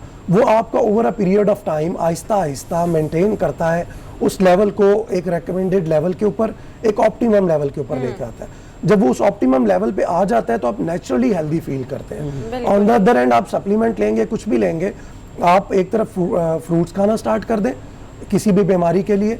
आप on the other and for example आप लेमन ले रहे हैं तो इट वुड उसके अंदर सिट्रस एलिमेंट्स हैं, डिफरेंट चीज़ें हैं, डिफरेंट एंटीऑक्सीडेंट्स हैं, वो आपकी बॉडी को नेचुरली जाके जो वियर एंड टीयर है उसको रेगुलेट करते हैं। बट अगर आप on the other and medicine का सहारा लेंगे, वो directly for the time being तो कर देंगी, but after a certain period of time आपके बाकी जो बॉडी ऑर्गन्स हैं उनके ऊपर इम्पैक्ट आ जाता है। तो इसलिए फ्रूट्स का एक पूरा रोल है, बट इट टेक्स टाइम, और आपको इसको अपना एक रेगुलर और रूटीन का पार्ट बनाना है। ऑब्जेक्टिव ये है कि आप इसको अपनी रूटीन डाइट में शामिल करें ऑन डेली बेसिस। बिल्कुल ठीक हो गया, बहुत बहुत शुक्रिया डॉक्टर। अगर आप इजाजत दो, एक छोटा सा मैं इनसे एक क्वेश्चन कर लूँ, फिर उसके बाद मतलब आगे चले जाएंगे। एक बैलेंस्ड डाइट पूरे हफ्ते की अगर आपसे कहा जाए तो उसमें क्या क्या कुछ होगा? बिल्कुल, इसमें देखें अगर अडल्ट की बात करें, एक हेल्दी अडल्ट की, उसके लिए आप अगर स्टार्ट करें अपना डे में, पूरे वीक की नहीं, डे की बताऊंगा तो उसको आप देन फर्दर एलैबोरेट कर सकते हैं कि should start with a glass of milk and boiled egg. ठीक है, साथ में ब्रेड ले लें ताकि थोड़ा सा आपको भूख जो है वो उसका एलिमेंट भी ख़त्म हो जाए। देन कोशिश करें कि आप ना वक्फे से पूरे दिन में खाना खाएं, ये नहीं कि बस एक दफ़ा खाया। लोगों में ये बहुत बुरा कॉन्सेप्ट होता है 5 टाइम्स मील खाएं ले, क्योंकि हमारे यहाँ पे ना कॉन्सेप्ट है कि हम नॉर्मली आप देखते हैं लोग डाइटिंग पे हैं तो what they would do is कि बस एक टाइम का मील ले रहे होंगे, उससे आपको फ़ायदे से ज़्यादा नुकसान हो रहा होता है। क्योंकि जब आप 1 टाइम का मील लेते हैं बॉडी का पूरा मेटाबॉलिज्म डिस्टर्ब हो रहा होता है। ठीक है, तो हेल्दी डाइट का पार्ट ये है कि आप उसमें स्टार्ट करें अपना फर्स्ट मील, जो आप ब्रेकफास्ट ले रहे हैं वो अच्छा न्यूट्रिशियस डाइट लें, हैवी लें थोड़ा सा। उसके बाद आफ्टर 2-3 आवर्स आप अपना उसमें ऐड कर सकते हैं, कोई फ्रेश जूस ले लें, या प्रेफर करते हैं लोग, नॉर्मली ये होता है कि सैलड को बहुत ज़्यादा प्रेफर किया जाता है। देन लंच के अंदर मिक्सचर ऑफ फ्रूट्स, या कुछ लोग अगर इजी नहीं है आपके लिए तो देन आप 2-3 फ्रूट्स अपने साथ वैसे कैरी कर लें, बनाना, एप्पल, मैंगो का सीज़न है, मैंगो को ऐड कर सकते हैं, लीची बहुत न्यूट्रिशियस डाइट है, तो इस तरह डिफरेंट, वाटरमेलन अगर आप अवेलेबल है उसको ले लें, तो वो सारे आप ऐड करके अपना लंच बना लिया। देन उस इवनिंग में लोग टी की तरफ बहुत ज़्यादा मूव करते हैं। टी की जगह आई वुड से कि ग्रीन टी को ऐड करें उस वक्त में, वो थोड़ा आपके मेटाबॉलिज्म को एनहांस करेगी। और डिनर के अंदर कोशिश करें कि जो है थोड़ा सा प्रोटीन्स डाइट में ऐड कर लें, मीट हो सकता है उसमें, साथ में थोड़े rice if you want to add, लेकिन नॉट रिकमेंडेड टू एवरीवन। साथ में अगर छोटी सी आप चपाती ले लेते हैं तो वो it would make a balance diet for the day. ठीक है, ठीक मीट आपने रिकमेंड किया एक दफ़ा दिन में, बिकॉज प्रोटीन्स हमारी बॉडी की बहुत ज़रूरी रिक्वायरमेंट है to carry out the body processes, तो उसमें प्रेफर ये करें। हरमीत भी यहाँ पर कोई सवाल पूछना चाह रहे हैं। जी हरमीत।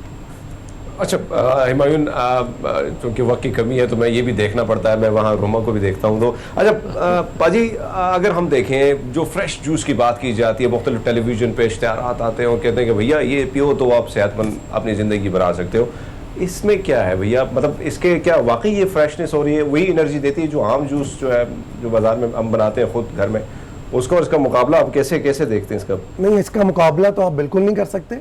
देखें, एक जो फ्रेश जूस घर पे बना हुआ है उसमें फॉर एग्जांपल हम एक जूस को ले लेते हैं, कोई भी एक मैंगो जूस जो शेक है वो अपने घर पे बनाया हुआ है, तो उसमें आपने जो मिल्क डाला है वो उसका सोर्स आपको पता है, उसके अंदर न्यूट्रिशियस वैल्यू बेहतर है, वो फ्रेश है, सबसे बड़ी चीज़। दूसरी तरफ उसमें आपने जो मैंगोज डाले हैं, खुद आपको पता है कि उसमें कोई प्रिजर्वेटिव नहीं है, कोई उसमें एडिड केमिकल नहीं है। जबकि बाज़ार में जो दूसरे अवेलेबल ब्रांड्स होते हैं, कुछ भी जो हम मार्केट से एक जूस लेके आ रहे हैं मैंगो का, तो ऑब्वियसली उसके अंदर ना तो वो न्यूट्रिशियस वैल्यू होगी, ना ही वो टेस्ट होगा, एक वो फ्रेशनेस होगी। और वेरी इंपॉर्टेंट कि उसके अंदर जो प्रिजर्वेटिव्स हैं, एडिड केमिकल्स हैं, मल्टीपल चीज़ें हैं, शुगर्स हैं, वो सारी चीज़ें ना तो वो फ्रेशनेस देती हैं और ना ही उस तरह आपकी बॉडी को फ्रेश करती है, ना फील करते हैं। हमेशा नेचुरल सोर्स की तरफ ही जाना चाहिए। अगर जूसेस भी हैं तो उसकी जगह प्रेफरेंस यही होनी चाहिए कि आप ओरिजिनल फ्रूट्स का इस्तेमाल करें। हेल्थ डाइट जो है वो बहुत ज़्यादा ज़रूरी है, स्पेशली ग्रोइंग एज में। और बच्चों को चाहिए कि जो उनके पेरेंट्स उनको लंच दे रहे हैं, उनको गाइडेंस प्रोवाइड कर रहे हैं, उसको भी फॉलो करें। Thank you so much doctor Humayun, आपने बड़ा अच्छे से एलैबोरेट किया तमाम तर चीज़ों को। अभी हम शो में एक ब्रेक शामिल करेंगे, एक ब्रेक के बाद वापस आएंगे कुछ नए मौज़ूआत के साथ। Stay with us.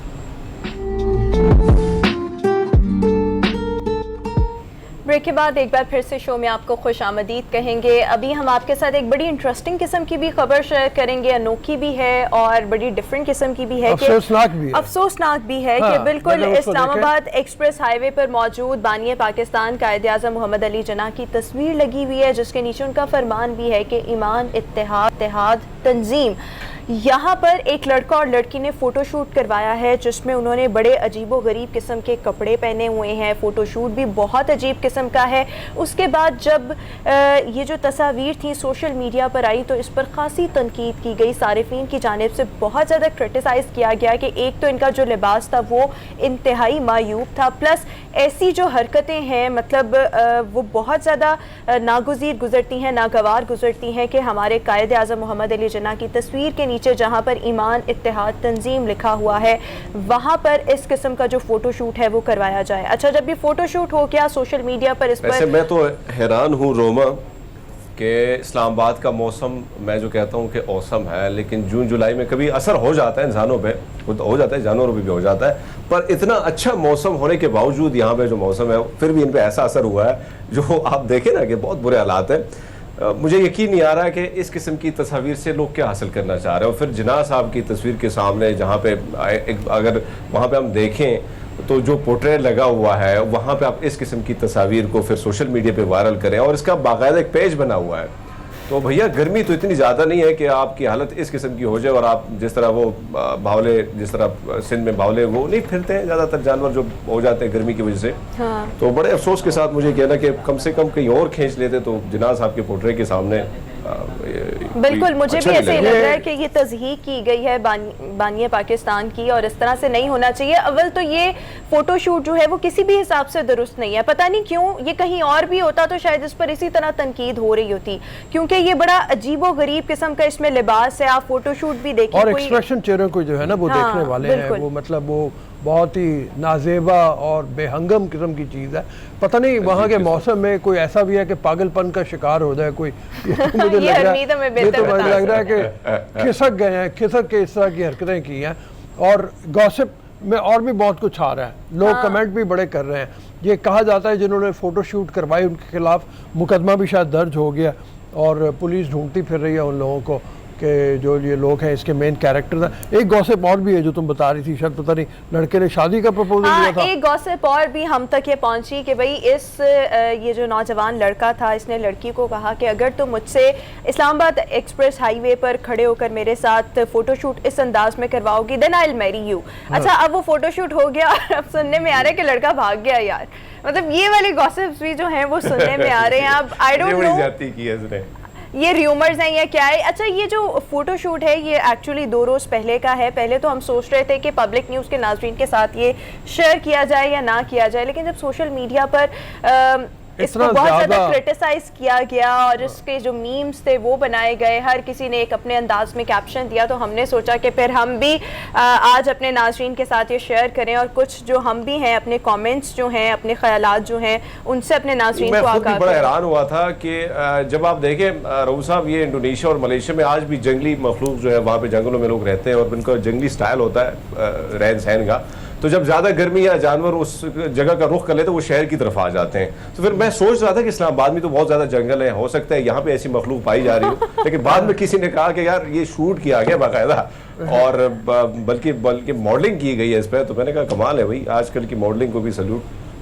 अच्छा, ये भी सुनने में आ रहा है कि जिस कंपनी ने ये फ़ोटोशूट करवाया है, लोगों की जानिब से जब इतना ज़्यादा क्रिटिसाइज़ किया गया सोशल मीडिया पर और लोगों की जानिब से मुतालबा ये किया जा रहा था कि एक तो इस तरह का फ़ोटोशूट, फिर कायद-ए-आज़म मोहम्मद अली जिन्ना की उस पिक्चर के सामने इस तरह से फ़ोटोशूट, तो इस जो कपल है इसको गिरफ़्तार किया जाए, तो फिर इसके ख़िलाफ़ जो इस कंपनी ने फ़ोटोशूट करवाया उनके ख़िलाफ़ कार्रवाई की गई, FIR दर्ज की गई और अब इन जो नौजवान लड़का और लड़की है इनको गिरफ़्तार करने का मुतालबा भी किया जा रहा है। अब देखना ये है गिरफ्तारी अमल में लाई जाती है या नहीं लाई जाती।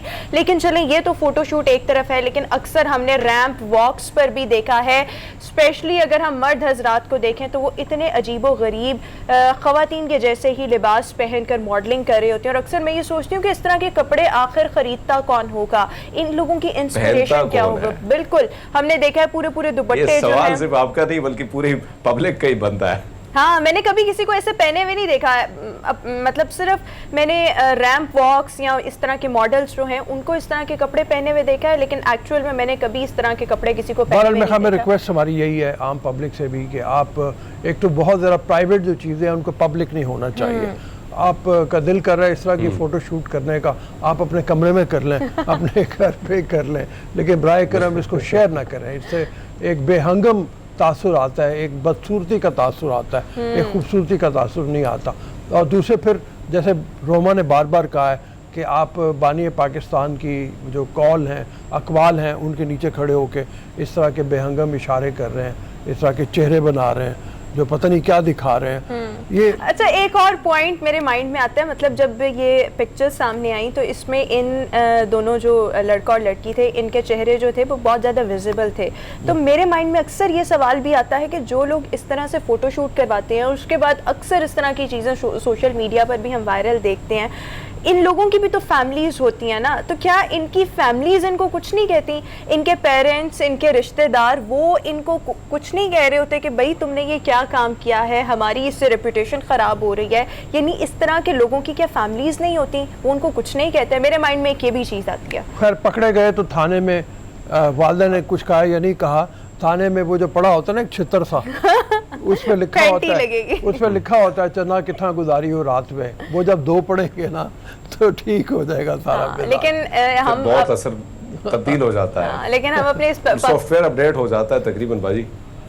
चले आगे। हुमायूं साहब बैठे थे, आपने अगर पूछते तो इनको भी, मुझे ऐसा लगता है कि अगर आप देखें तो इनको भी ग़िज़ा की काफ़ी कमी लगती है बाजी, तो कोई अच्छा सा मशवरा भी दे देते कि भाई थोड़ा खा पिया करो, भाई सेहत बनाओ, सेहत बनाओगे और क्या, अपनी सेहत बनाओ, कोई काम का काम करो, क्या उल्टे सीधे काम कर रहे हो। खैर हमने जरा एक बदसूरती की बात की, अब जरा खूबसूरती की भी बात कर लें। एक बहुत खूबसूरत रिपोर्ट रोमा दिखाने जा रही है हरमीत, वो चल के देखते हैं और फिर उसके रिपोर्टर भी उम्मीद है हमारे साथ मौजूद होंगे। कुदरत के नज़ारों से नहीं, मेरे ख्याल में हम पहले यहाँ पर ब्रेक लेते हैं, ब्रेक के बाद जब वापस आएंगे तो वो जो रिपोर्ट है वो सरप्राइज है। रिपोर्ट जो है वो हम अपने नाज़रीन के साथ एक ब्रेक के बाद शेयर से मुलाकात होगी, एक ब्रेक के बाद। Stay with us.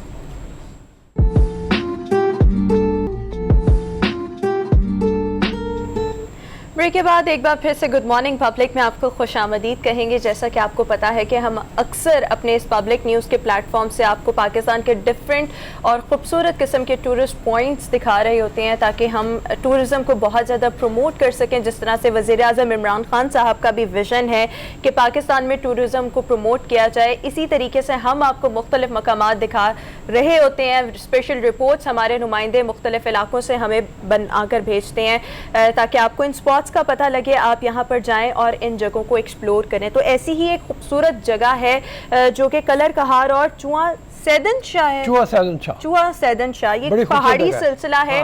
इसके दरमियान मतलब ये चकवाल का सारा एरिया है और यहाँ पर एक झील है जिसका नाम है खंडुआ झील। बहुत खूबसूरत झील है। अभी हम ब्रेक पर आने से पहले रिपोर्ट भी देख रहे थे, पहले चलकर मेरे ख्याल में वो स्पेशल रिपोर्ट है वो दिखाते हैं अपने नाज़रीन को, फिर हम इस पर गुफ्तगू करेंगे। हमारे स्पेशल कॉरेस्पॉन्डेंट हमें शो में ज्वाइन करेंगे। कहार और जुवा सैदन शाह के दरमियान पहाड़ी सिलसिले में वाक़ वादियाँ सदियों से सुकून खोजने वालों का मस्कन रही हैं। इस इलाके को कुदरत ने पहाड़ों, झीलों और वादियों की सूरत में बेमिसाल हुस्न अता किया है। कल्लर कहार से तकरीबन 10 किलोमीटर के फासले पर पुरपेच पहाड़ी सिलसिले के दामन में वाक़ खंडुआ झील अपने बेमिसाल हुस्न की बदौलत सयाहों की जन्नत बनती जा रही है। वसी पहाड़ी सिलसिले, सरसब्ज मैदान, खूबसूरत नजारे और खंडुआ झील का नीलगू पानी यहाँ आने वालों को अपना असीर बना लेता है। पहाड़ों से गिरती कुदरती दिलफरेब आबशारों का जादू इंसान को कुदरत की इस तख्लीक की दाद देने पर मजबूर कर देता है। दुश्वार गुजार रास्तों के बावजूद मौसम गर्मा में पाकिस्तान के कोने कोने से सियाह फैमिलीज के हमरा इस इलाके का रुख करते हैं।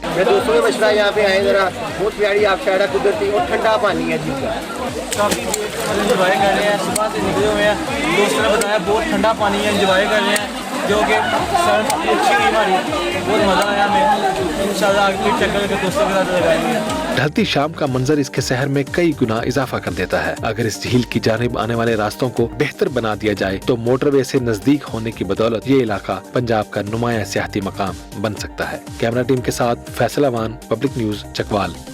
तो ये खुसूसी रिपोर्ट आपने मुलाहिजा की, बिल्कुल जी रिपोर्ट देखी मैंने कहा, मैं ये देखा था कि लोग खाने पीने की चीज़ें लेके आए हुए हैं, पानी में खड़े होकर खा रहे हैं, तो मेरा कंसर्न बहुत ज़्यादा बढ़ जाता है कि टूरिज़्म को हमें प्रमोट करना चाहिए, साथ ही हमें एक सफाई का सबक ज़रूर देना चाहिए। तो सफाई होनी चाहिए ज़्यादा से ज़्यादा। अगर आप जाएँ अपने साथ कोई थैले ले जाएं, जितना गंद है आपका उसमें डाल के, और जो भी पहला आपको कोई डस्टबिन नजर आए उसके अंदर फेंक दे, बजाय इसके कि झील को आप एक गलीज हालत और मेरे ख्याल में इस झील की बात नहीं, हम जितने भी टूरिस्ट स्पॉट्स की अगर बात करें तो वहाँ पर हमें गंद बहुत ज़्यादा देखने को मिलता है। कुछ अर्सा पहले मेरा झील सैफुल मुलूक जाने का इत्तेफाक हुआ, इतनी खूबसूरत झील, लेकिन वहाँ पर गंद इतना ज़्यादा, लोग बहुत ज़्यादा जो है वहाँ पर गंद फैला देते हैं। तो मेरे ख्याल में जिस तरह से रऊफ साहब भी कह रहे हैं कि मतलब लोगों को बहुत ज़्यादा एजुकेट होने की ज़रूरत है, गंद ना फैलाएं, वहाँ की जो खूबसूरती है उसको खूबसूरती ही रहने दें और उसको एंजॉय करें। बहरहाल अभी हमें हमारे रिपोर्टर फैसल अवान ज्वाइन कर रहे हैं। फैसल, रिपोर्ट आपने बहुत खूबसूरत बनाई है, जगह बहुत खूबसूरत है, लेकिन इस जगह का अभी बहुत कम लोगों को मालूम है। ये बताएं कितनी सयाह जो है वो अभी तक यहाँ पर आ चुके हैं, आते हैं, और किस तरह से यहाँ की जो खूबसूरती है उसको एंजॉय करें। देखें, ये जो सबसे पहले तो शुक्रिया मैं आपका अदा करूँगा, उसके बाद इस झील के बारे में बताता चलूँ कि देखें ये जो झील है ये कुदरती झील है, पहाड़ों के दामन में वाक़ई इंतहाई दुश्वार गुजार रास्ता है। ये कलर कहार से जब हम जुवा सैदन शाह की तरफ जाएं तो जुलेबी चौक एक मकाम है, उसके साथ ही खंडुआ गाँव वाक़ है। अब खंडुआ गाँव जो है उससे कुछ आगे तक लोगों ने अपनी मदद के तहत एक पार्किंग बनाई हुई है, तो वहाँ तक तो गाड़ियाँ जाती हैं, उसके आगे फिर आगे जीप का सफ़र शुरू होता है। वो आपको एक मखसूस फासले तक जाके उतारते हैं, उसके बाद 30 मिनट तक पैदल सफ़र है। इंतहाई दुश्वार गुजार सफ़र है, पहाड़ी इलाका है सारा, और इसके साथ साथ ये जो पहाड़ी इलाका है, लेकिन इंसान जो है उस रास्ते से गुजरते हुए बड़ा महसूस होता है। खूबसूरत पौधे हैं, खूबसूरत मनाजर हैं, पहलवाने हैं, जगह जगह आबशारे हैं, और फिर यकलफ्त अचानक ये जो इसको फैसल, यहाँ की अगर बात की जाए तो इस झील के तरफ मौसम किस तरह से है, मौसम कैसा होता है? देखें, ये जो पूरा खित्ता है जो इसको वादी कहून भी कहा जाता है, कलर कहार से जुवा सैदन शाह तक ये जो 2 तहसीलें हैं, इनका मौसम तहसीलों की निस्बत। एक सेकंड फैसल, हरमीत का सवाल है।